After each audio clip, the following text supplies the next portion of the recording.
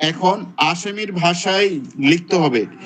এখানে কিন্তু একজন আইনজীবী হিসাবে ওই সূক্ষ্ম জিনিসগুলো ধরতে পারবেন। যখন কিনা 364 একটা মামলাতে কেউ জবানবন্দি দিছে আসামি, ওই 364 কিন্তু মানে এমন না যে কোরআনের বাণী, 364 কিন্তু খণ্ডন করা যাবে, আসামি অস্বীকার করতে পারবে। আর আসামির ভাষ্য মতে যদি আইনজীবী ওটাকে কি করে, মানে ওটা অন্যভাবে নেওয়া হয়েছে, প্রলোভন বা অর্থাৎ থ্রেট দিয়ে, অর্থাৎ ইনডিউসমেন্ট করে, এগুলোও কিন্তু প্রমাণ করা যাবে। এই জন্য কিভাবে প্রমাণ করা যাবে, ওখানে বলা হচ্ছে যে আসামির ভাষায় অথবা আদালতের ভাষায়। এখন আসামি যদি নোয়াখালীর লোক হয়, মনে করেন ইয়াসিন ভাইয়ের এলাকার লোক হয়, নোয়াখালীর লোক কখনোই কিন্তু উত্তরবঙ্গের কোনো ভাষা ইউজ করবে না সাধারণত।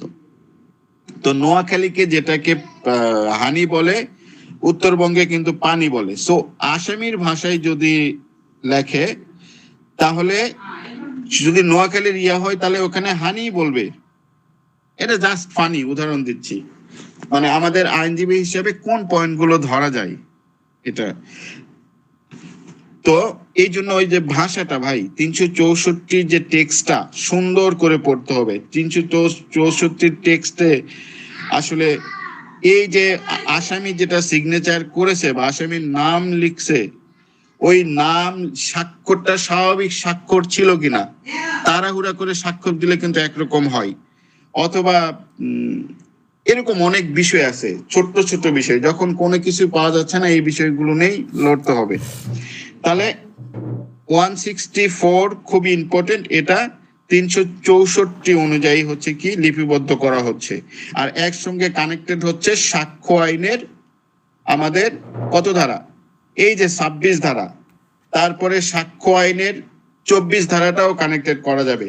24 ধারায় কি আছে, ইনডিউসমেন্ট, থ্রেট বা কোনো প্রমিস দিয়ে যদি কোনো সাক্ষ্য মানে সাক্ষ্য নেওয়া হয়, সেটা গ্রহণযোগ্য হবে না বা প্রাসঙ্গিক হিসাবে সেটা ধরা যাবে না, সেটা হচ্ছে যে স্বীকারোক্তি বলে গৃহীত হবে না। তো এই যে 164 364 পড়লাম, এর সঙ্গে সাক্ষ্য আইনের ওই বিষয়গুলো কানেক্ট করলাম। এর 364 উপরেই কিন্তু আরেকটা জিনিস আছে, যদিও এটা পুলিশের জন্য প্রযোজ্য, যে কোনো প্রকার প্রলোভনের প্রস্তাব দেয়া যাবে না। কিন্তু পুলিশ হলেও এটা ম্যাজিস্ট্রেটের, ওই যে ম্যাজিস্ট্রেট যদিও হচ্ছে তার একটা ইয়া নেই, অঙ্গীকার নেই, এবং তাকে সব কিছুই বলে দেয় যে এটা আপনার বিরুদ্ধে ব্যবহার করা হবে, উপরন্তু যদি প্রলোভনের কোনো কিছু থেকেও থাকে, দেখা গেল যে পুলিশ বাইরে প্রলোভন দিয়ে ম্যাজিস্ট্রেট নিকটে প্রেরণ করলো যে তুমি যদি ওখানে না বলো তাহলে তোমার বউ বাচ্চা বা ইয়া তোমার ভাইকে কিন্তু অন্য মামলায় অ্যারেস্ট করব, সো এটা আমার রেপুটেশন ইস্যু, তুমি ম্যাজিস্ট্রেটের কাছে এভাবে এভাবে বলবা। এটা যদি পরবর্তীতে সামহাও প্রমাণ করা যায়, তাহলে কিন্তু 164টা গ্রহণযোগ্য হবে না, বা নতুন ভাবে তার বয়ানটা আবার নতুন ভাবে সাজানো যাবে।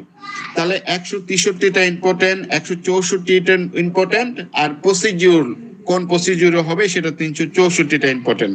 আর সাক্ষ্য আইনটা পুরোটাই মূলত সেখানে কিন্তু স্বীকারোক্তিমূলক জিনিসগুলোই আছে। আমাদের 24 থেকে দেখবেন যে 29 পর্যন্ত কিভাবে 30 পর্যন্ত কিভাবে স্বীকারোক্তিটা হচ্ছে ফলপ্রসূ হবে, কিভাবে স্বীকারোক্তিটা হচ্ছে যে স্বীকারোক্তির যে মানদণ্ড সেটা মিট করবে না, সেটা 24 থেকে 30 পর্যন্ত একটু সূক্ষ্মভাবে গত ক্লাসে স্যারও বলছে, তানজিদ স্যার, তো ওটা আমরা অলরেডি জানি।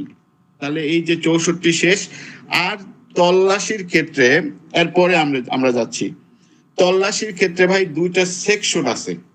তল্লাশি আমাদের 3টা প্রক্রিয়াই হয়। একটা প্রক্রিয়া হচ্ছে সমনের মাধ্যমে তল্লাশি, যখন কিনা কোনো সিআর মামলা হচ্ছে, অর্থাৎ ম্যাজিস্ট্রেট কোনো মামলা গ্রহণ করছে, তখন হচ্ছে যে সেখানে যদি তল্লাশি আসলে কি জন্য হয় আমাদের এটা বুঝতে হবে। তল্লাশি যে কোনো প্রকার ডকুমেন্ট, কাগজপত্র, এগুলো তল্লাশি, ডকুমেন্ট, কাগজপত্র, মালামাল, অথবা মামলার বিষয়বস্তু যদি হয় কোনো বিষয়, অথবা যে বস্তু দ্বারা বা যে বস্তু বা জিনিস বা ইকুইপমেন্ট দ্বারা কোনো অপরাধ সংগঠিত করেছে, ওই বস্তু বা ওই অস্ত্র উদ্ধারের জন্য আমাদের সাধারণত তল্লাশি হয়।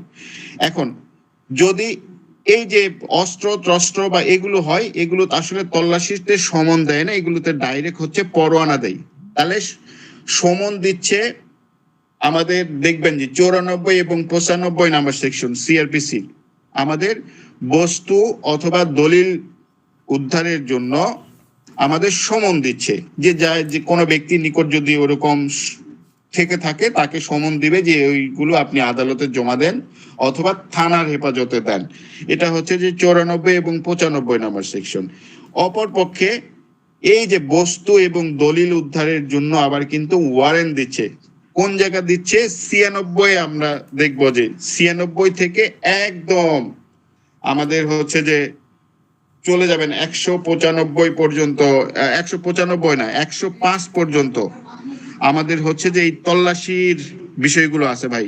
এখানে অনেকগুলো পাবেন। 100 ধারায় পাবেন হচ্ছে যে কোনো বেআইনিভাবে আটক ব্যক্তিকে উদ্ধার, এটা বেআইনিভাবে আটক ব্যক্তিকে উদ্ধার 100 ধারার যে মেসেজটা, সেটা কিন্তু নির্বাহী ম্যাজিস্ট্রেটও ডিল করতে পারে, জুডিশিয়াল ম্যাজিস্ট্রেটও ডিল করতে পারে। অর্থাৎ বেআইনিভাবে আটক ব্যক্তির কিন্তু অনেক মামলা হয়। কোন একটা 14 বছরের মেয়েকে একটা ছেলে বিয়ে করছে, তখন 14 বছরের মেয়ের অভিভাবক কে? আইনগত অভিভাবক তার বাবা। তো বাবার হেফাজত থেকে ফুসলিয়ে দেখা গেল যে একটা ছেলে নিছে, ভালোবাসা করেই চলে গেছে, মেয়েটা সৎ চেষ্টায় গেছে, তবুও কিন্তু বেআইনি আটক এটা হচ্ছে মামলার সামিল হতে পারে। এই জন্য 100 ধারাটা ইম্পর্টেন্ট। আচ্ছা, ওই যে 96 থেকে 105 ধারা আমরা তল্লাশি পাইলাম ওয়ারেন্ট সহকারে। এখন আসল কথায় আসি, এটা দুইটা মানে স্টেপ আমরা করলাম যে দুইটা মানে হচ্ছে যে প্রসেসে তল্লাশি করা যায়। তৃতীয় নাম্বার প্রসেসটা হচ্ছে যে এই যে পুলিশ যখন বিনা পরোয়ানায় গ্রেফতার করতে পারতেছে, এই যে তল্লাশিটাও কিন্তু বিনা পরোয়ানায় করতে পারবে। সেটা কোথায়? এই যে 165, এখানে হেডলাইনটাই আছে এরকম যে পুলিশ অফিসার কর্তৃক তল্লাশি।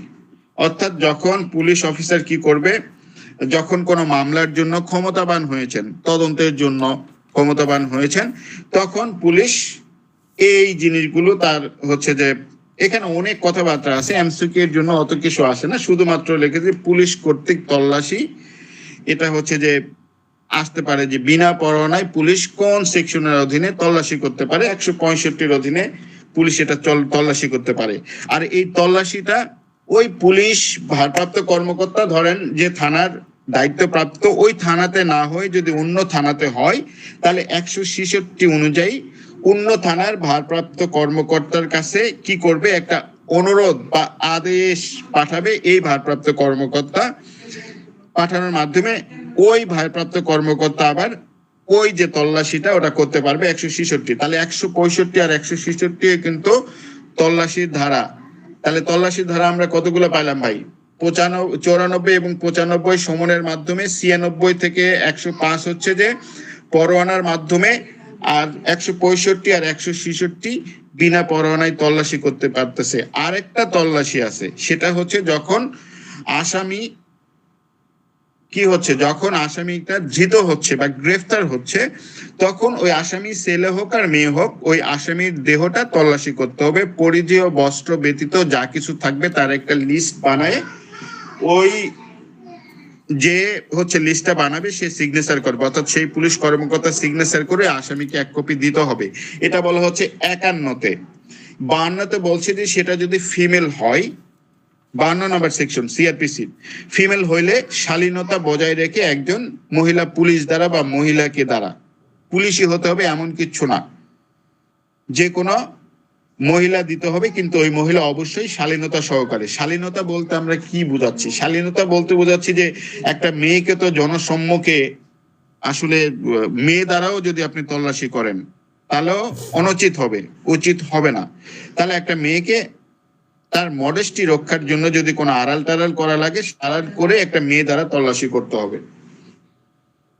তাহলে 51, 52 এবং 53-তে যদি কোনো অস্ত্র থাকে ওই ব্যক্তির নিকটে, অস্ত্রটা উদ্ধার করে যে ম্যাজিস্ট্রেটের নিকটে দিতে হবে, এই কথা বলা আছে। তাহলে আমরা তল্লাশি যদি বুঝি, পুরো কনসেপ্টটা, যে কোনো জিনিস পুরো কনসেপ্টটা ক্লিয়ার করার চেষ্টা করবেন। তল্লাশি বললে আসামিকে তল্লাশি করবে 51 ধারা, 52 ধারা, 53 ধারা। যদি দলিল অথবা বস্তু যদি সমনের মাধ্যমে তল্লাশি করে তাহলে 94-95 ধারা।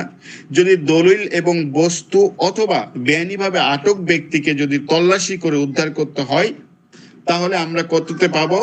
96 থেকে 105 ধারা। এই যে 96 থেকে 105 ধারার মধ্যে অনেক কিছু কিন্তু আপনারা পাবেন। এই যে চোরাই মাল, চোরাই সম্পত্তি, এগুলো পাওয়া যাবে। তারপরে হচ্ছে যে আপনার 95 ইয়াতে দেখবেন যে ওই যে চিঠিপত্র বা হচ্ছে টেলিগ্রাম, এগুলো তল্লাশির জন্য কিন্তু একটা প্রসেস আছে। সো ওই যে যা কিছু আছে 96 থেকে 105 মধ্যে আছে।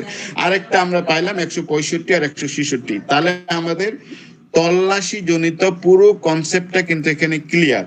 আর স্বীকারোক্তিমূলক অর্থাৎ দোষ স্বীকারোক্তি কিভাবে করা যায় এটার আংশিক ক্লিয়ার হয়েছে। কেন আংশিক ক্লিয়ার হয়েছে? আরো কিছু আছে দোষ স্বীকার। সেটা হচ্ছে যে নিজেকে মামলায় জড়িয়ে সহযোগী যে আসামি রয়েছে তারও দোষ স্বীকার করা যায়।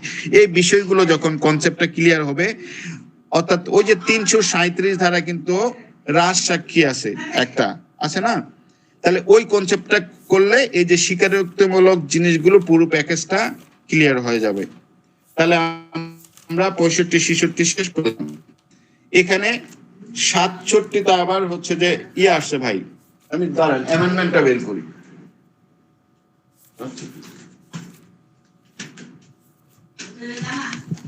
167টা বেশ ভালো অ্যামেন্ডমেন্ট হয়েছে, ওটা একটু দেখি কই গেল।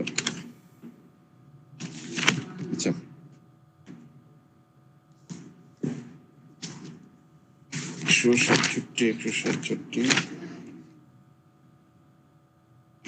ঠিক আছে ভাই, পাইছি। তাহলে 167তে বলা হচ্ছে ভাই, পুলিশ হেফাজতে বা জুডিশিয়াল হেফাজতে অভিযুক্ত থেকে আটক আদেশ। আগে ছিল 167 অনুযায়ী সেটা কি হবে, 24 ঘন্টার মধ্যে তদন্ত না হইলে ওই প্রক্রিয়াটা কি হবে, অর্থাৎ 24 ঘন্টার মধ্যে যদি কেউ তদন্ত করতে না পারে, পুলিশ যখন বিনা পরোয়ানায় গ্রেপ্তার, এটা কিন্তু 167টা বিনা পরোয়ানার জন্য, আপনারা আবার সিআর মামলা ওগুলোর সঙ্গে মিলাইন না। এটা যা কিছু পড়তেছি এখানে সব মানে 154 ধারার রিফ্লেকশন, অর্থাৎ বিনা পরোয়ানায় গ্রেফতার করলে পুলিশ কি কি জিনিসগুলো করতে পারবে। সরি, বিনা পরোয়ানায় তো না, অর্থাৎ একটা থানায় মামলা হইলে, একটা জিআর মামলা হইলে পুলিশ আসলে জিআর মামলাটা যদি কগনাইজেবল অফেন্স হয়, অর্থাৎ আমলযোগ্য অপরাধ হয়, তাহলে পুলিশটা কি কি করতে পারতেছে এই জিনিসগুলো বর্ণনা করতেছি। এখন পুলিশ একটা আসামিকে ধরছে, ধরার পর পুলিশের কাজ হচ্ছে আসামির মানে তদন্ত সম্পন্ন করবে। কি তদন্ত করবে? ও আসামি আসলে অপরাধের সঙ্গে ইনভলভ কিনা, যদি ইনভলভ হয় তাহলে ও আসামিটা কিভাবে হচ্ছে যে অপরাধটা সংগঠন করেছে, এর জন্য পুলিশ 161 নিতে পারে। 161 এর জন্য কোনো ব্যক্তিকে করতে পারে, ওই আসামিকেও জিজ্ঞাসাবাদ করতে পারে। কি জিজ্ঞাসাবাদ করবে? 24 ঘন্টার মধ্যে যদি না পারে তাহলে পুলিশ এই যে 167 অনুযায়ী তার হেফাজত চাইবে সর্বোচ্চ 15 দিনের জন্য। এটাই হচ্ছে যে অ্যামেন্ডমেন্ট হয়ে যেটা বলা হচ্ছে যে এখন দুইটা হেফাজত বলা হচ্ছে, অর্থাৎ পুলিশ যদি 24 ঘন্টাতে মধ্যে তো ম্যাজিস্ট্রেট আদালতে নিয়ে 15 দিনের সর্বোচ্চ 15 দিনের হেফাজত চাইলো, যদি 15 দিন পাস হয়ে যায় তাহলে 16 দিনের দিন শেয়ার কিন্তু, অর্থাৎ 16তম দিনের জন্য শেয়ার নিজের হেফাজতে নিতে পারবে না, তখন এটা বিচারিক হেফাজতে চলে যাবে। অর্থাৎ তবুও যদি তাকে জিজ্ঞাসাবাদের প্রয়োজন হয় জিজ্ঞাসাবাদ করতে পারবে, কিন্তু পুলিশের হেফাজতে না। এটা হচ্ছে যে জুডিশিয়াল কাস্টোডিতে, অর্থাৎ হাজতে বিশেষ প্রহরায় বিশেষভাবে ওখানে জিজ্ঞাসাবাদ করতে পারবে। অনেক সময় আমরা শুনি না যে জেল গেটে জিজ্ঞাসাবাদ করার জন্য অনুমতি দেওয়া হয়েছে, ব্যাপারটা হচ্ছে তাই। তাহলে 167তে যে অ্যামেন্ডমেন্ট হয়েছে সেটা দুই প্রকার, মানে জিজ্ঞাসাবাদের জন্য দুই প্রকার কাস্টডিতে হচ্ছে যে নির্ধারণ করা হয়েছে, একটা হচ্ছে পুলিশ কাস্টডি আর একটা হচ্ছে জুডিশিয়াল কাস্টডি। এখন পুলিশ কাস্টডিতে হলে কি হবে? পুলিশ কাস্টডিতে হলে পুলিশ সর্বোচ্চ 15 দিন তার হেফাজতে রাখতে পারবে। আর জুডিশিয়াল কাস্টডির কোনো নির্দিষ্ট সময় নাই। জুডিশিয়াল কাস্টডিতে আপনি যতদিন ইচ্ছা, যতদিন হচ্ছে যে বিচারক মনে করবেন যে দেয়া উচিত, ততদিন হচ্ছে জুডিশিয়াল কাস্টডিতে তিনি জিজ্ঞাসাবাদের জন্য অনুমতি দিবেন। আর হচ্ছে যে এই যে আর হচ্ছে যে 167 দফা 3 অর্থাৎ 3 নম্বর সাবসেকশনে বলা হচ্ছে যে হেফাজতে হস্তান্তরের আগে অভিযুক্ত ব্যক্তিকে মেডিকেল অফিসার কর্তৃক পরীক্ষা করতে হবে। তো পুলিশ কিন্তু মারবেই, আসামিকে যে তথ্য উপাত্ত বের করবে সেটা টর্চার করেই সাধারণত বের করে, এটাই স্বাভাবিক। এই জন্য তাকে যখন ম্যাজিস্ট্রেট হেফাজতে দেওয়ার জন্য অনুমতি দিবে সাথে সাথে তার স্বাস্থ্য পরীক্ষাটাও করায় নিবে, এবং আফটার দ্যাট তার যে যদি 7 দিনের দেয় বা 10 দিনেরও যদি হেফাজত দেয়, অর্থাৎ হেফাজত বলতে আমি রিমান্ডের কথা বলতেছি, এই যে রিমান্ডে দেয়, রিমান্ড শেষে আবার তার স্বাস্থ্য পরীক্ষা করে এই স্বাস্থ্য পরীক্ষার রিপোর্ট সহ কিন্তু আদালতে প্লেস করতে হবে। এই জিনিসটা নতুন অ্যামেন্ডমেন্ট আসছে, অর্থাৎ 167 3 নাম্বার সাবসেকশনে এই 167 2 কতে আসছে হচ্ছে যে এই নতুন অ্যামেন্ডমেন্টটা। তাহলে 167টা আমাদের দুইটা অ্যামেন্ডমেন্ট যদিও হয়েছে, অত বেশি অ্যামেন্ডমেন্ট না, এখন দুইটা কাস্টডি করছে, একটা হচ্ছে যে পুলিশ হেফাজত আর একটা হচ্ছে যে জুডিশিয়াল হেফাজত। পুলিশ হেফাজতে সর্বোচ্চ 15 দিন আর জুডিশিয়াল হেফাজতে যতদিন মনে করেন ততদিন বিচারক মনে করবেন। এবং আরেকটা জিনিস বাধ্যতামূলক করা হয়েছে যে 167 2 কতে অবশ্যই এরকম রিমান্ডে দেওয়ার আগে তাকে স্বাস্থ্য পরীক্ষা করতে হবে এবং রিমান্ড শেষে আবার স্বাস্থ্য পরীক্ষা করতে হবে। 167 ক নামে একটা সেকশন নতুন ভাবে এখানে তৈরি করা হয়েছে, সেটা বলা হচ্ছে যে শোন অ্যারেস্ট সম্পর্কে। তো শোন অ্যারেস্ট সম্পর্কে স্যার আর বেশ কয়েকজন সেদিন বিস্তারিত কথাবার্তা বলছে। সংক্ষেপে বলতে গেলে শোন অ্যারেস্ট হচ্ছে সেটাই, একটা মামলায় একটা আসামি কোন হাজতে হচ্ছে হাজতবাস করতেছে বা জেল জুডিশিয়াল হেফাজতে তিনি আছেন, ওই মামলায় তার জামিন হইল, তখন অন্য কোনো ওই ব্যক্তির নামে যদি অন্য কোনো মামলা থেকে থাকে বা থাকে, সে ব্যক্তিগুলোকেই কি হতে হবে, শোন অ্যারেস্ট হিসাবে দেখানো যাবে। কিন্তু আগে বলা হচ্ছে যে পুলিশ শুধুমাত্র ডিক্লার দিত যে তাকে শোন অ্যারেস্ট হিসাবে গ্রেফতার করা হয়। অনেকে জেল গেট থেকে গ্রেফতার করে, অনেকেই হচ্ছে যে ভিতরে থাকা অবস্থায় আবেদন করে তাকে গ্রেফতার দেখায়। কিন্তু এইবারে অনেক জিনিসগুলো একটু মানে সুশৃঙ্খল করা হয়েছে, কিরকম একটা প্রসেসের মধ্যে নিয়ে আসা হয়েছে। এটা হচ্ছে যে ওই আসামিকে অবশ্যই ক্ষমতাপ্রাপ্ত যে ম্যাজিস্ট্রেট তার নিকটে হাজির করতে হবে, এবং ওই যে মামলার যে ডায়েরি থাকবে সেই ডায়েরিটা তাকে দেখাইতে হবে, এবং ওই ব্যক্তি যাকে হেফাজতে নেওয়ার শোন অ্যারেস্ট নেওয়ার আবেদন করা হয়েছে তাকে মানে কথা বলা অর্থাৎ সাক্ষ্য দেওয়া বা বক্তব্য দেওয়ার সুযোগ দিতে হবে। এবং এই সব কিছুর পর অর্থাৎ এই যে ডকুমেন্ট তাকে হচ্ছে আদালতে উপস্থিত করা, তার বক্তব্য শোনার পর যদি ম্যাজিস্ট্রেট মনে করে যে না তাকে হেফাজতে নেওয়া অবশ্যই দরকার, তখন ম্যাজিস্ট্রেট আদেশ দিবেন যে তাকে শোন অ্যারেস্ট হিসেবে গ্রহণ করা যেতে পারে বা শোন অ্যারেস্ট গ্রহণ করা যাবে। আদারওয়াইজ শোন অ্যারেস্ট হিসেবে ম্যাজিস্ট্রেটের অনুমতি অর্থাৎ জুডিশিয়াল ম্যাজিস্ট্রেটের অনুমতি ছাড়া কোনোভাবেই গ্রেফতার দেখানো যাবে না। 167 কর দফা 2 আবার বলা হচ্ছে যে প্রিভেন্টিভ ডিটেনশন হচ্ছে যে এইরকম আর হেফাজতে রাখা যাবে না। প্রিভেন্টিভ ডিটেনশন হচ্ছে যে আগে দেখা গেল যে এলাকায় হিরোইন চিপ, তারপরে যারা মাদকের করে অথবা দুষ্কৃতি করে, এদেরকে শর্টকাট ওয়েতে থানায় দিয়ে দেয়। থানায় আবার কি করে 1 মাস 1.5 মাস বা 15 দিন এই সময়ের জন্য হাজতে পাঠিয়ে দেয়। এই যে প্রিভেন্টিভ ডিটেনশন, এটা একটা সুযোগ ছিল, বর্তমানে এটা মিস ইউজ হওয়ার কারণে মনে হয় লাস্ট যে কেয়ারটেকার গভর্নমেন্ট ছিল, অন্তর্বর্তীকালীন গভর্নমেন্ট, তারা হচ্ছে যে 167 কয়ের দফা 2 এটা প্রিভেন্টিভ যে ডিটেনশন আছে অর্থাৎ নিবর্তনমূলক আটক, এটা নিষেধ করছে।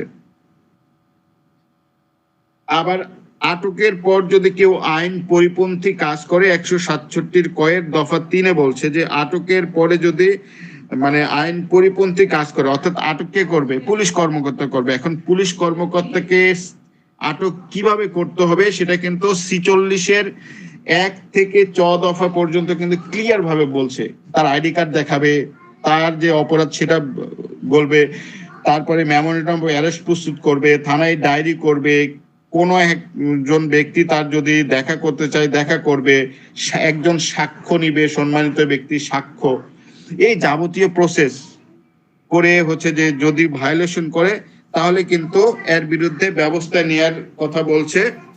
এই যে 167 করের দফা 3-এ এখানে 220 ধারায় যে কোনো বর্ণনার কারাবাস 7 বছর পর্যন্ত হতে পারে বা অর্থদণ্ড উভয়দণ্ড হতে পারে, অর্থাৎ পুলিশকেও কিন্তু বড় চাপে রাখছে এখানে।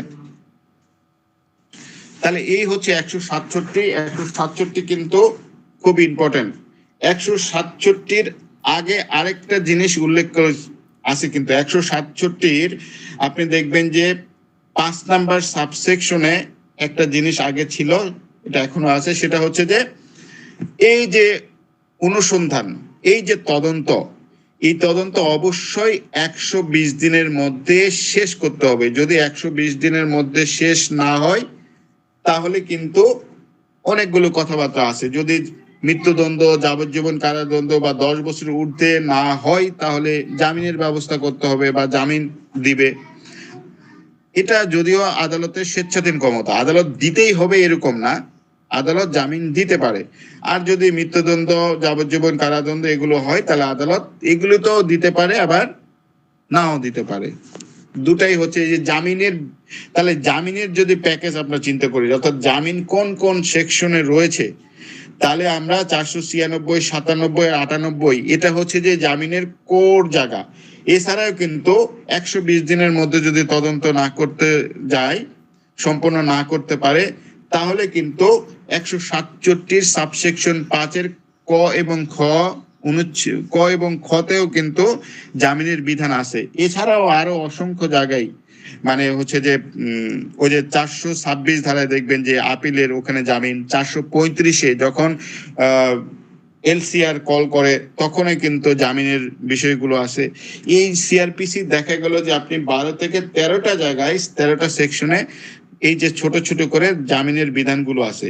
পুলিশ থানার ভারপ্রাপ্ত কর্মকর্তাও কিন্তু জামিন দিতে পারে, যদিও আদালতে তার মানে প্র্যাকটিস তারা করে না জামিন দেওয়ার বিষয়টি, কিন্তু যেখানে ম্যাজিস্ট্রেটকে ক্ষমতা দেওয়া হয়েছে সেখানে কিন্তু ভারপ্রাপ্ত কর্মকর্তাকেও দেওয়া হয়েছে। তাহলে জামিন সম্পর্কে যেটা আসলে আমরা যেটা জানবো পুরো প্যাকেজটাই জানতে হবে, হইলে বিভ্রান্ত আর হওয়ার সুযোগ নেই আমাদের। তাহলে 167টা আমরা জানলাম। 159-এ কিন্তু মুক্তির একটা, অর্থাৎ মুক্তি কোন কোন জায়গায় বলা হয়েছে। মুক্তি 249-এ দেখবেন ম্যাজিস্ট্রেট ট্রায়ালে 249-এ যদি জিআর মামলা হয়, অর্থাৎ সিআর ব্যতীত জিআর মামলায় দেখা গেল যে একটা মামলা অযথাই ঝুলে আছে, তার না সাক্ষী আসতেছে, না পাবলিক প্রসিকিউটর কোনো কিছু তদবির করতেছে, অথবা ইনফরমেন্ট যে প্রকৃত ভিকটিম সে পক্ষ থেকেও কোনো কিছু করতেছে না, তখন আদালত কি করবে, ওই ম্যাজিস্ট্রেট কার্যক্রম বন্ধ রেখে আসামিকে রিলিজ দিবে, মুক্তি দিবে। এটা আমরা কোথায় পেয়েছি? এটা হচ্ছে যে 249-এ পেয়েছি। আরেকটা জায়গা আছে, এটা মুক্তিটা দিতে পারে হচ্ছে পুলিশ। কোন জায়গায়? 169-এ। তাহলে 169-এ কি হচ্ছে, যদি সাবজেক্ট লাইনে আছে অপর্যাপ্ত সাক্ষ্যের জন্য আসামির মুক্তি।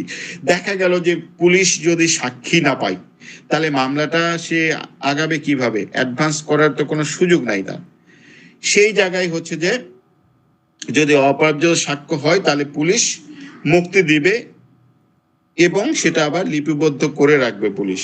তাহলে 169 আর 249 দুটা একসঙ্গে করতে হবে। অর্থাৎ পুলিশ মানে একটা মামলায় কখন মুক্তিজনিত অর্থাৎ রিলিজ এই শব্দটা আসতেছে, রিলিজের বিরুদ্ধে কি করতে পারবেন? যদি জুডিশিয়াল হয় রিভিশন করতে পারবেন, যদি বিচারিক কার্যক্রমে হয়। আর এই 169-এ যেটা পুলিশের বিরুদ্ধে, তার এটা তো পুলিশের কাজগুলো কিন্তু বিচারিক কার্যক্রমের মধ্যে না, এটা নতুন করে আবার মামলা করা যাবে।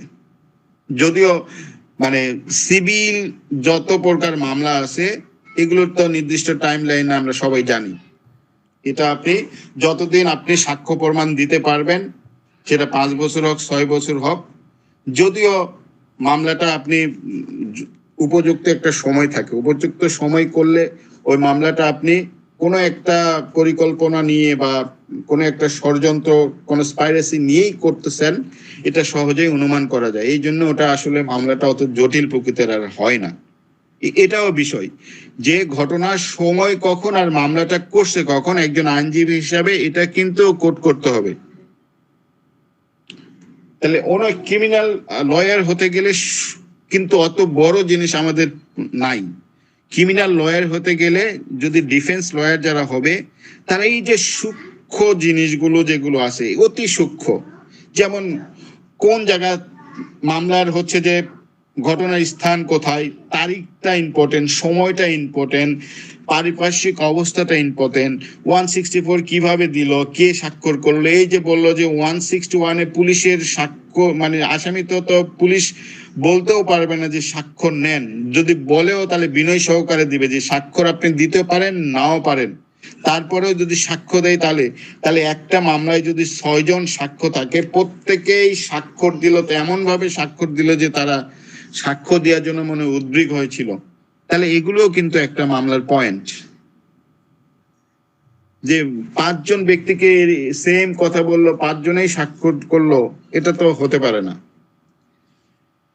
তো যা হোক, 169-এ অপর্যাপ্ত সাক্ষ্যের জন্য মুক্তি দিতে পারে, এটা একটা এমসিকিউ যদি আসে যে অপর্যাপ্ত সাক্ষ্যের জন্য যে আসামিকে মুক্তি দিবে, এটা কে পারে?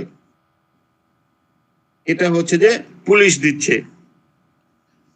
পুলিশ কিন্তু এই যে একটা মানে ক্রিমিনাল মামলায় পুলিশ কি করে, পুলিশ রেডি ফর ট্রায়াল পর্যন্ত, অর্থাৎ তদন্ত হওয়া, এই যে 173 এই যে পুলিশ প্রতিবেদন, এটা দেওয়ার আগ পর্যন্ত যাবতীয় ফাংশন কিন্তু পুলিশের।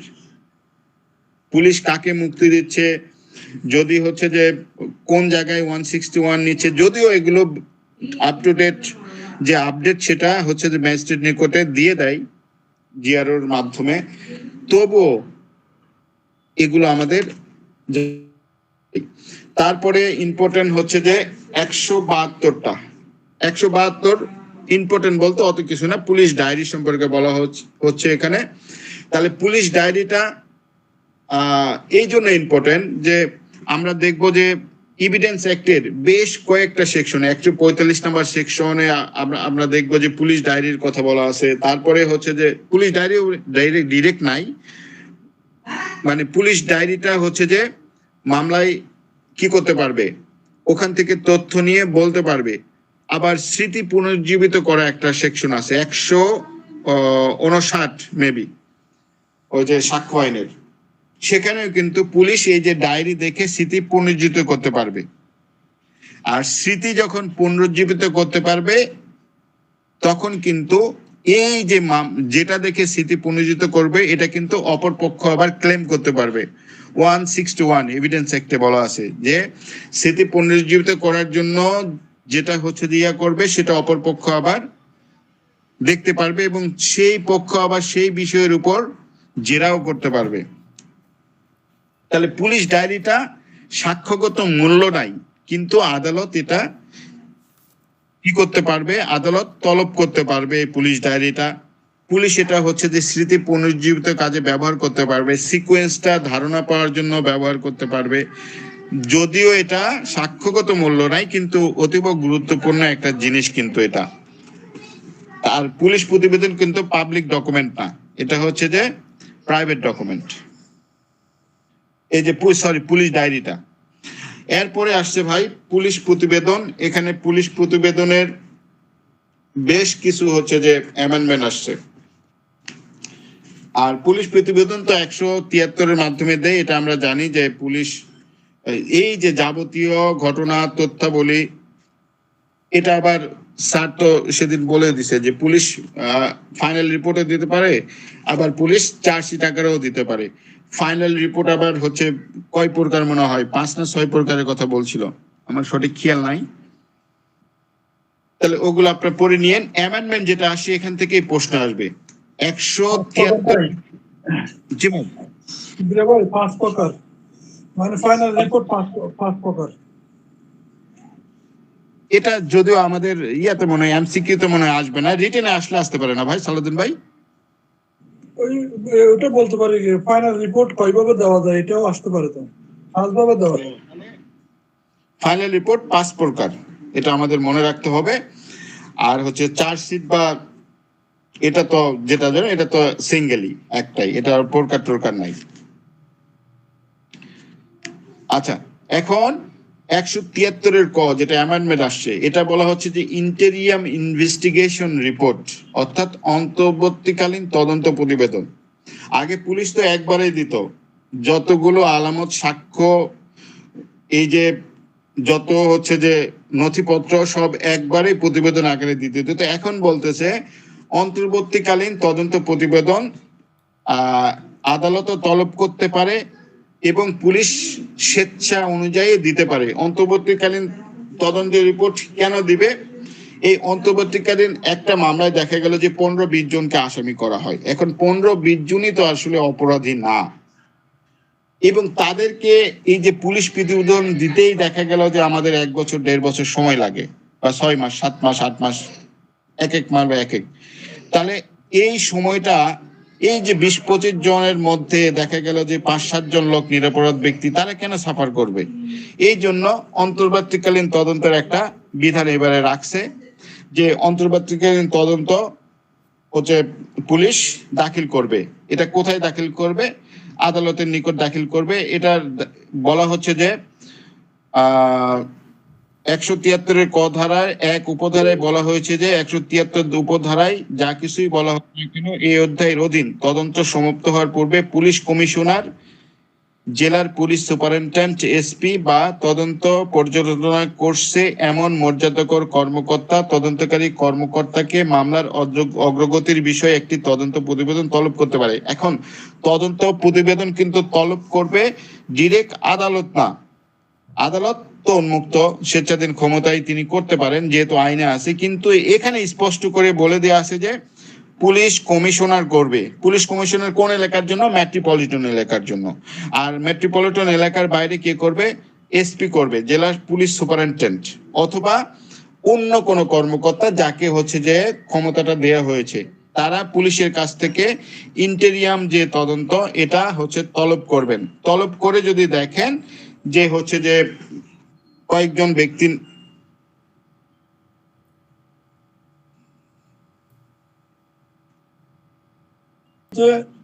আপনার 193-তে আপনার পুলিশ রিপোর্ট দুইভাবে দেওয়া যায়। এটা হচ্ছে কি সার্চশিট, এটা হচ্ছে কি ফাইনাল রিপোর্ট।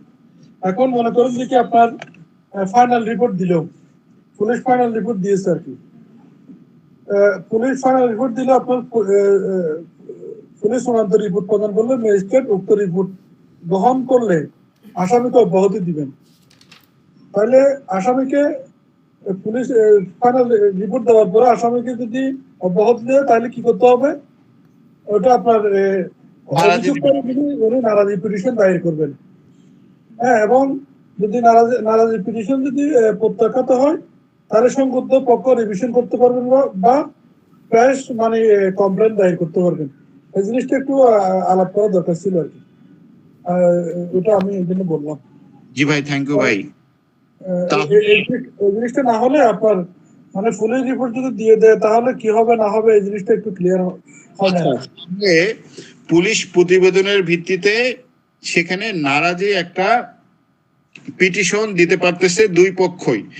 যদি পুলিশ কি করে মানে তদন্ত প্রতিবেদন দেয় তাহলে আসামি পক্ষ সেটা নারাজি দিবে, আর পুলিশ যদি ফাইনাল রিপোর্ট দেয় তাহলে ইনফরমেন্ট বা হচ্ছে ইয়া দিবে। ভাই এই ইয়া দিলে final report informant final report দিলে অভিযোগকারী আপনার নারাজি পিটিশন দায়ের করবেন।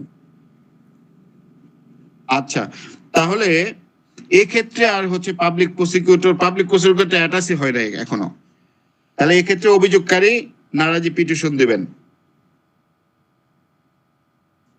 তাহলে নারাজি পিটিশনটা এটা ইম্পর্টেন্ট ভাই, সবাই একটু খেয়াল রাখেন। এরপরে যে বিষয়টা আসতেছে যে এখন এই যে ইন্টেরিয়াম যে ইনভেস্টিগেশন রিপোর্ট দিল, এই ইন্টেরিয়াম ইনভেস্টিগেশন রিপোর্টটা এই পুলিশ কমিশনার বা এসপি অথবা যে দায়িত্বপ্রাপ্ত কর্মকর্তা, সেটা হচ্ছে যে সংশ্লিষ্ট আদালতে, এখতিয়ারবান আদালতে কি করবে, প্রেরণ করবে, এবং প্রেরণ করে ওই ব্যক্তিকে, যে ব্যক্তির বিরুদ্ধে হচ্ছে যে মানে কোনো কিছুই পাওয়া যায় নাই, ওই ব্যক্তিকে কিন্তু এখান থেকে অব্যাহতি দিতে পারে। এই অব্যাহতি মানে সে অব্যাহতি না, পুলিশ যখন চূড়ান্ত তদন্ত করার পর যদি দেখা যাচ্ছে যে ওই ব্যক্তিকে, যাকে আগে অব্যাহতি দেওয়া হয়েছিল, তার মধ্যে অপরাধের সংশ্লিষ্টতা পাওয়া গিয়েছে, তখন কিন্তু আবার সে এই মামলায় ঢুকে যাবে। তাহলে এটা বলা আছে হচ্ছে যে 173-এর ক উপধারা হচ্ছে 3-এ। তাহলে এই ধারাগুলো অবশ্য আসবে না, এখান থেকে আসলে খুবই ইম্পর্টেন্ট যে ইন্টেরিয়াম ইনভেস্টিগেশন রিপোর্টটা আসলে কে তলব করতে পারে। এখানে 4 জনের নাম দিয়ে দিতে পারে। একটা হচ্ছে যে মেট্রোপলিটন ম্যাজিস্ট্রেট, পুলিশ সুপারিনটেন্ডেন্ট, দায়িত্বপ্রাপ্ত মামলার দায়িত্বপ্রাপ্ত কর্মকর্তা, অথবা জুডিশিয়াল ম্যাজিস্ট্রেট। এখানে কিন্তু জুডিশিয়াল ম্যাজিস্ট্রেট ডিরেক্ট চায় না, সো অ্যান্সার কিন্তু হবে জুডিশিয়াল ম্যাজিস্ট্রেট। অথবা একবার অব্যাহতি পাওয়ার পর চূড়ান্ত যে পুলিশ যখন ফাইনাল প্রতিবেদন দিবে, একবারে হচ্ছে মূল প্রতিবেদনটা যখন দিবে, তখন ওই মামলায় প্রাথমিক তদন্তে অব্যাহতি প্রাপ্ত অর্থাৎ ইন্টেরিয়াম ইনভেস্টিগেশন রিপোর্টে অব্যাহতি প্রাপ্ত কিন্তু পরবর্তীতে আরেকটা প্রতিবেদনে তাকে আবার মামলায় জড়ানো যাবে কিনা, ইয়েস, তাকে মামলায় জড়ানো যাবে। অব্যাহতি দিলেও সে এই অব্যাহতি চূড়ান্ত অব্যাহতি না। এমনিতেই অব্যাহতি কিন্তু চূড়ান্ত না, আপনার শুধুমাত্র খালাস দিলে খালাসের বিরুদ্ধে আপিল করা যাবে। খালাসের বিরুদ্ধে কিন্তু আপিলটা খুবই ইম্পর্টেন্ট ভাই, আপিল করার সময়সীমাটা ইম্পর্টেন্ট। পাবলিক প্রসিকিউটর হলে সেখানে 6 মাস সময়, 1-2 দিন না, 6 মাস। যা হোক, আর যদি অব্যাহতি কেউ দেয়, অব্যাহতি প্রাপ্ত ব্যক্তিকে পুনরায় আবার যদি মামলার বা আসামি হিসেবে সে আসতে পারে, মুক্তি দিলেও সে আসতে পারে, কিন্তু যদি খালাস শুধুমাত্র দেয় তাহলে তার বিরুদ্ধে আপিল করতে হবে। আচ্ছা, এখানে আরেকটা বলা হচ্ছে 173-এর খ একটা জিনিস বলা হচ্ছে। এই খতে বলা হচ্ছে যে পুলিশ কি করবে, 60 কার্য দিবসের মধ্যে তদন্ত সমাপ্ত করবে। এটা হচ্ছে যে ম্যান্ডেটরি না, তবে এই 60 কার্য দিবসের মধ্যে যদি সে তদন্তটা সম্পন্ন করতে না পারে, তাহলে এই বিলম্বের কারণ লিপিবদ্ধ করবে এবং সেটা আদালতকে জানাবে। তাহলে এই যে মানে এটা আবার আরো হবে, এই যে উপধারা 2-এ বর্ণিত কোন আবেদন বিবেচনা করার পর ম্যাজিস্ট্রেট দ্বারা বিবেচনার তদন্তের সময় বিবৃতি করতে পারবেন। আচ্ছা, যদি 60 কার্য দিবসের মধ্যে সে তদন্ত সমাপ্ত করতে না পারেন, তাহলে আদালতকে বিলম্বের কারণ বা তদন্ত সম্পন্ন না হওয়ার কারণটা লিপিবদ্ধ করে আদালতের কাছে আবার উপস্থাপন করবেন। আদালত একটা যথোপযুক্ত সময় সেখানে দিয়ে দিবে।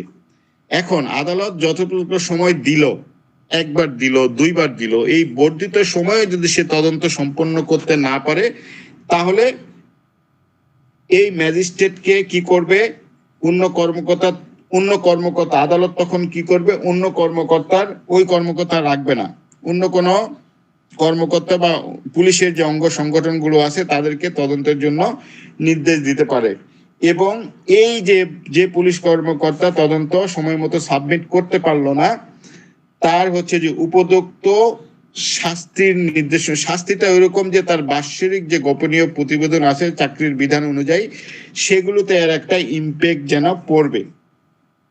প্রত্যেকটা সরকারি কর্মচারী একটা করে বার্ষিক মূল্যায়ন হচ্ছে ফর্ম থাকে, ওই বার্ষিক মূল্যায়ন ফর্মে ওখানে নেতিবাচক কথাবার্তা ওই পুলিশের বিরুদ্ধে লেখা থাকবে, যে পরবর্তীতে সে তদন্ত প্রমোশন এগুলোতে সে সাফার করে যেন। তাহলে এখানে এমসিকিউ আসবে যে পুলিশ যদি মানে নির্দিষ্ট সময়ে তদন্ত সম্পন্ন করতে না পারে, তাহলে পুলিশের কি শাস্তি হবে। 1 নম্বর শাস্তি হবে যে দেখা গেল যে চাকরি বিধি অনুযায়ী 1 বছরের কারাদণ্ড দিল বা 2 বছরের কারাদণ্ড দিল, অথবা তার পদোন্নতি হচ্ছে যে হ্রাস করবে। আরেকটা লেখা থাকলো যে তার গোপনীয় বাৎসরিক গোপনীয় প্রতিবেদনে লিপিবদ্ধ থাকবে। তাহলে অ্যান্সার হবে তার বাৎসরিক যে প্রতিবেদন হয়, গোপনীয় প্রতিবেদন, ওখানে লেখা থাকবে যে সে এই মামলায় নির্ধারিত টাইমে তদন্ত সম্পন্ন করতে পারে নাই। ভাই, এই যে আমাদের থানায় যে পুলিশের এসআই থাকে এদের বিরুদ্ধে গোপনীয় প্রতিবেদনটা কে দেয় জানেন? এসআই থাকলে ভারপ্রাপ্ত কর্মকর্তা দেয় না, এসপি মনে হয় দেয় না ভাই এদের? না ভাই, এটা জুডিশিয়াল যিনি বিচারিক ম্যাজিস্ট্রেট, ওই থানার আওতাধীন যিনি বিচারিক ম্যাজিস্ট্রেট ওনারাই দেয় ভাই। ও তাই, তাহলে তো এটা ভালো দিক ভাই। কিন্তু ভাই আর 2-3টা সেকশনে তাদের কার্যক্রমগুলো আছে, সেটা হচ্ছে যে 174 নাম্বার সেকশন। তাহলে আমরা যদি সিআরপিসির হাতে গোনা কয়েকটা সেকশনকে চিন্তা করি, তাহলে হাতে গোনা কয়েকটা সেকশনের মধ্যে কিন্তু 174 নাম্বার সেকশন পড়ে। অর্থাৎ বেস্ট 50টা সেকশন যদি আমরা কল্পনা করি, যে সিআরপিসির সবচেয়ে ইম্পর্টেন্ট 50টা সেকশন, আপনি যদি চ্যাট জিপিটি যেমন জিজ্ঞেস করেন, চ্যাট জিপিটি হয়তো বা সঠিক রেজাল্ট দিবে না ওখানে ভালো মতো প্রম্পট না করতে পারলে, কিন্তু আপনার মাথাকে যদি প্রশ্ন করেন যে সিআরপিসির আমি 50টা সেকশন পড়বো, এই 50টা থেকে অ্যাটলিস্ট 5টা প্রশ্ন আমি কমন পাবো, তাহলে ওই 50টা সেকশনের মধ্যে একটা সেকশন আপনি পাবেন, যেমন 154 আপনি পাবেন। তারপরে হচ্ছে যে ওই যে 54 যেটা বিনা পরোয়ানায় গ্রেফতার, ওটাতে আপনি পাবেন। তারপরে হচ্ছে যে চার্জের ওখানে 2-3টা ইয়ে পাবেন। তারপরে ম্যাজিস্ট্রেটের 190 থেকে 200 ধারা জবানবন্দি এখানে একটু পাওয়া যাবে। তারপরে হচ্ছে যে অ্যাবসেন্সিয়াল ট্রায়াল, এটা একটা ইম্পর্টেন্ট সেকশন। সামারি ট্রায়াল, এটা একটা ইম্পর্টেন্ট সেকশন। ওই যে আপিলের ওই জায়গাটা ইম্পর্টেন্ট সেকশন, রিভিশনের ওই জায়গাটা ইম্পর্টেন্ট সেকশন। তারপরে 561 ক যেখানে কোয়াশমেন্ট হয় বা ইনহেরেন্ট পাওয়ার থাকে, ওটা একটা ইম্পর্টেন্ট সেকশন। ওইরকম একটা ইম্পর্টেন্ট সেকশন হচ্ছে ভাই 174 কি, আমরা তো মানে জিআর মামলা জানলাম, নন জিআর মামলা স্যার বললো, তারপরে হচ্ছে যে নন জিআর বা এনজিআর মামলা যেটা বলতেছি, তারপরে বাইরে ভাই আরো বলছে যে সিআর মামলা কোন জায়গায় হচ্ছে, সিআর মামলায় একটা সিআর মামলা কখন জিআর মামলাতে রূপান্তরিত হচ্ছে। 156(3) যে বলা হচ্ছে না যে ম্যাজিস্ট্রেট কি করলো, পুলিশকে আবার তদন্ত করে ওটা জিআর মামলা হিসেবে গ্রহণ করার জন্য অনুমতি দিল বা নির্দেশনা দিল, তাহলে একটা সিআর মামলা কখন জিআর মামলায় পরিণত হচ্ছে 156(3) মাধ্যমে। এইরকম আরেকটা মামলা আছে, এটা হচ্ছে যে আনন্যাচারাল ডেথ বা অপমৃত্যুর মামলা। এই অপমৃত্যুর মামলার সেকশনটাই হচ্ছে 174। ইউডি কেস গতবার যেটা প্রশ্ন আসছিল, জি ভাই, আনন্যাচারাল ডেথ। তাহলে ইউডি কেসগুলো করছে হচ্ছে স্বাভাবিক মৃত্যুর বাইরে যা কিছু হবে, আপনি কিন্তু আনন্যাচারাল ডেথ, মার্ডারও কিন্তু একটা আনন্যাচারাল ডেথ। তারপরে হচ্ছে যে অর্থাৎ খুন আমরা বলতেছি, সেটা কালপেবল হোক আর হচ্ছে যে মার্ডার হোক, আপনার হচ্ছে যে আনন্যাচারাল ডেথ মানে শেষ করা যাবে না। আপনি রাস্তায় দুর্ঘটনা আনন্যাচারাল, পানিতে ডুবে মরলেন আনন্যাচারাল ডেথ, সুইসাইড করলেন আনন্যাচারাল ডেথ, স্বামী শ্বাসরোধ করে মারলো আনন্যাচারাল ডেথ। অর্থাৎ স্বাভাবিক আমাদের এটা আলোচিত মামলা যেটা এসকে সিনহা হত্যাকাণ্ড, এটাও আনন্যাচারাল একটা ডেথ হিসেবে মামলাটা খুব পরিচিতি পাইছে ভাই। ওই এসকে সিনহা হত্যা মামলা ওই আপনার কক্সবাজারে যেটা হইলো আর কি। জি, এই সেকশনটাতে ভাই ওই পোস্টমর্টম বিষয়টাও চলে আসতেছে, আপনার টোটাল রিপোর্টের কথাটাও চলে আসতেছে, দুটো একটু আলোচনা করবেন। জি, এটা আনন্যাচারাল ডেথটা আমাদের আগে আইডেন্টিফাই করতে হবে, যে যত প্রকার অর্থাৎ স্বাভাবিক নিয়মের বাইরে যত প্রকার মৃত্যু হবে সেটাই আনন্যাচারাল ডেথ। আনন্যাচারাল ডেথে ইউডি মামলা, একটা ইউডি মামলা কখন হচ্ছে যে একটা স্বাভাবিক মামলায় পরিণত হয়। একটা অপমৃত্যুর মামলা করছে, অপমৃত্যুর মামলাতে সাধারণত কি থাকে না, আসামির ইয়ে থাকে, শুধু মৃত্যুর বর্ণনা থাকে, যে সে গলায় রশি দিয়ে সুইসাইড করছে, এটা অপমৃত্যু হিসাবে অন্তর্ভুক্ত করা হলো, এরকম থাকে। এই অন্তর্ভুক্তটাই যখন যত প্রকার এই যে ইউডি হোক আর যাই হোক প্রত্যেকটা কিন্তু পুলিশ তদন্ত করবে। কি করবে? পুলিশ তো এখানে সুরথাল করবে, যেটা সুরথালের ইংলিশ হচ্ছে ইনকোয়েস্ট করে। এই ইনকোয়েস্ট করার পর সুরথাল করার পর যে রিপোর্টটা দেয় সেটাকেই বলা হচ্ছে ইনকোয়েস্ট রিপোর্ট, যেটা ইউডি মামলা বা আপনার মৃত্যুজনিত মার্ডার মামলার জন্য গুরুত্বপূর্ণ একটা পেপার ডকুমেন্ট। সেটা হচ্ছে কি ইনকোয়েস্ট রিপোর্ট। যত প্রকার হচ্ছে যে থাকবে, মার্ডার মামলা থাকবে, হত্যাজনিত মামলা থাকবে, সেটা ইউডি হত্যা হোক, অর্থাৎ আনন্যাচারাল ডেথ হোক, বা হচ্ছে যে অন্যভাবে প্রকাশ্যভাবে কাউকে হত্যা করুক, যত প্রকার হচ্ছে যে হত্যা আছে সবগুলোতে ইউডি। কিন্তু এখানে যে পেপারটা 100% থাকবে সেটা হচ্ছে ইনকোয়েস্ট রিপোর্ট, অর্থাৎ সুরথাল প্রতিবেদন। বর্তমানে সুরথাল আধুনিক যুগ, তো এই জন্য হচ্ছে যে ছবি ইমপ্রেশন, অর্থাৎ ছবি কিন্তু নেই, ভিডিও নেই, এগুলো কিন্তু আদালতে এখন জমা নিচ্ছে। ছবি এবং ভিডিও, ইনকোয়েস্ট রিপোর্ট, সুরথাল প্রতিবেদন করবে। তারপরে ওই জায়গার একটা কিন্তু স্কেচও করবে। অর্থাৎ যদি দেখা গেল যে একটা রুমের মধ্যে, একটা বাড়ির মধ্যে 3টা ঘরের স্কেচ করবে, 3টা ঘরের মধ্যে কোন ঘরে ঘটনাটা ঘটছে ওই জায়গার স্কেচ করবে, ওই জায়গার হচ্ছে যে দরজা থেকে ওই জায়গার দূরত্বটা আসলে কতটুকু, এগুলো কিন্তু স্কেচে সমস্ত মেজারমেন্ট গুলো লেখা থাকবে। আর সুরথালে যেটা লেখা থাকবে, স্কেচটা তো আমরা ক্লিয়ার, স্কেচটা শুধুমাত্র স্থানের যাবতীয় বর্ণনা থাকবে। আর হচ্ছে যে ইনকোয়েস্ট যেটা আমরা বলছি, সুরথাল, যে ব্যক্তিটা মৃত্যুবরণ করেছে ওই ব্যক্তিটার আসলে মৃত্যুর বাহ্যিক ভাবে কি কি দেখা যাচ্ছে, যে ছোপ দাগ দেখা যাচ্ছে, রক্তের দাগ দেখা যাচ্ছে, গলায় একটা আঘাতের চিহ্ন দেখা যাচ্ছে, পায়ের গোড়ালি হচ্ছে যে কি হচ্ছে একটু কালো হয়ে গেছে, আর পাশে একটা হচ্ছে যে 1 বোতল ফেন্সিডিল পড়ে আছে গড়ে। এই যে জিনিসগুলোর হচ্ছে ইনকোয়েস্ট রিপোর্টে এই জিনিসগুলো থাকবে। এখন ইনকোয়েস্ট করলো, স্কেচ করলো, ছবিও নিল, এটা হচ্ছে যে 174-এর মাধ্যমে। তাহলে 174-এর মাধ্যমে হচ্ছে যে ইউডি মামলা হচ্ছে, 174-এর মাধ্যমে ইনকোয়েস্ট রিপোর্ট হচ্ছে। এবং এই ইনকোয়েস্ট রিপোর্ট এগুলো কিন্তু থানার ভারপ্রাপ্ত কর্মকর্তা করবে, এবং এর প্রতিবেদনটা কার কাছে দিতে হবে? প্রতিবেদনটা দেখবে নির্বাহী ম্যাজিস্ট্রেট অথবা জেলা ম্যাজিস্ট্রেটের নিকটে। এটা কিন্তু জুডিশিয়াল ম্যাজিস্ট্রেটের সঙ্গে সম্পৃক্ত না।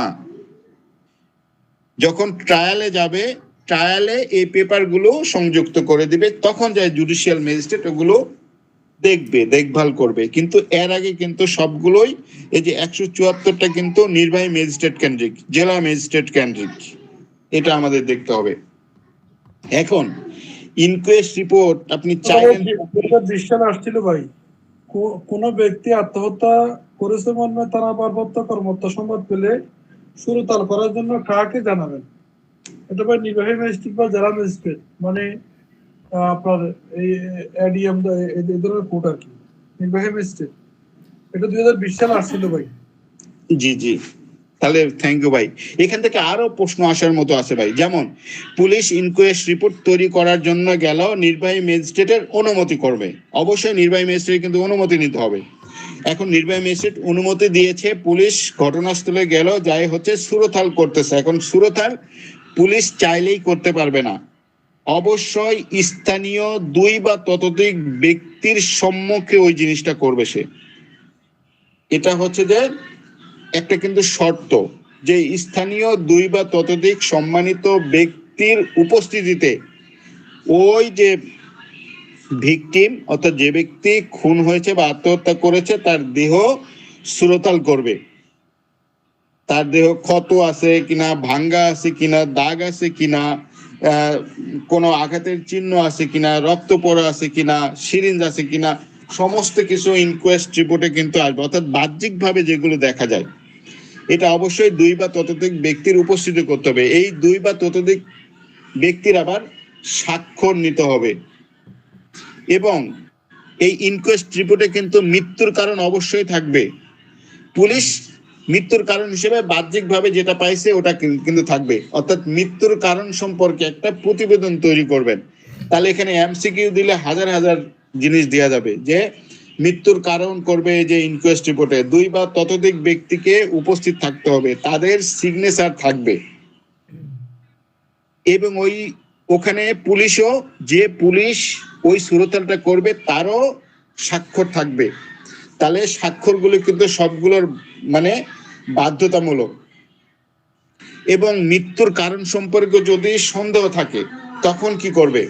দেখা গেল যে মৃত্যুর কারণ সম্পর্কে সন্দেহ আছে, তাহলে 174-এর সাবসেকশন 3-এ কিন্তু এটা বলে দেওয়া আছে যে পুলিশ কর্মকর্তার দরকার মনে করলে এ সম্পর্কে সরকার নির্ধারিত বিধি মোতাবেক তিনি লাশটি পরীক্ষার জন্য সিভিল সার্জন বা সরকার কর্তৃক উদ্দেশ্য নিযুক্ত ক্ষমতাবান ব্যক্তির ডাক্তারের নিকট প্রেরণ করবেন। তাহলে কি হইল?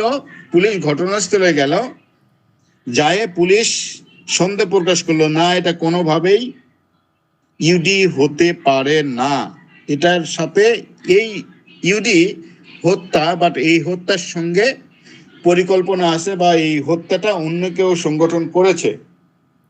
তখন কিন্তু ওই পুলিশ কর্মকর্তা নির্বাহী ম্যাজিস্ট্রেটের অনুমতি ক্রমে ওই লাশটা পোস্টমর্টমের জন্য দিবে। তাহলে এখানে 174-এর 3-এ কিন্তু পোস্টমর্টমের জন্য পাঠাই সিভিল সার্জনের নিকটে। এখন এটা একটা ক্ষেত্রে আবার রেহাই পাওয়া যায়, এখানে এমসিকিউ আসবে, কখন লাশ পোস্টমর্টমের জন্য পাঠাতে হবে না? যখন যায় দেখা যাচ্ছে যে লাশটা এতই পচে গিয়েছে, এখন তো লাশ সবসময় পাওয়া যায় না, লাশ দেখা গেল যে 15 দিন পর খোঁজ হয় যে ওই ব্যক্তিটা নিহত হয়েছে, পচে গন্ধে এমন একটা অবস্থা, এর পোস্টমর্টম করা আর ডাক্তারি পরীক্ষা করা না করার সমান, ডাক্তাররা কিছুই পাবে না। তখন ওই লাশটা কি করবে? পোস্টমর্টম ছাড়াই যার যার ধর্ম অনুযায়ী সৎকার করার ব্যবস্থা করবে, কবর দিবে বা পুড়ে ফেলবে এরকম। তাহলে 173-এর সাবসেকশন 3-এর অধীনে কিন্তু পুলিশ কি করতেছে, যদি মৃত্যু নিয়ে যদি সন্দেহ হয় তাহলে নির্বাহী ম্যাজিস্ট্রেটের অনুমতি কর্মে এটা ওই পুলিশ ডাক্তার যে সার্জন আছে সেই সার্জন বা নিকটস্থ যে জায়গা হচ্ছে যে স্বীকৃত কেন্দ্র পোস্টমর্টমের বা ডাক্তারি পরীক্ষা কেন্দ্র, সেখানে পাঠাবে। আর যদি লাশ পচে গলে যায় যার কারণে ওই পোস্টমর্টম করা না করার সমান হয়, সেক্ষেত্রে পোস্টমর্টম করার দরকার নাই। তাহলে পোস্টমর্টম করার কখন দরকার নাই, এটা কোথায় আছে? 174-এর 3-এ আছে।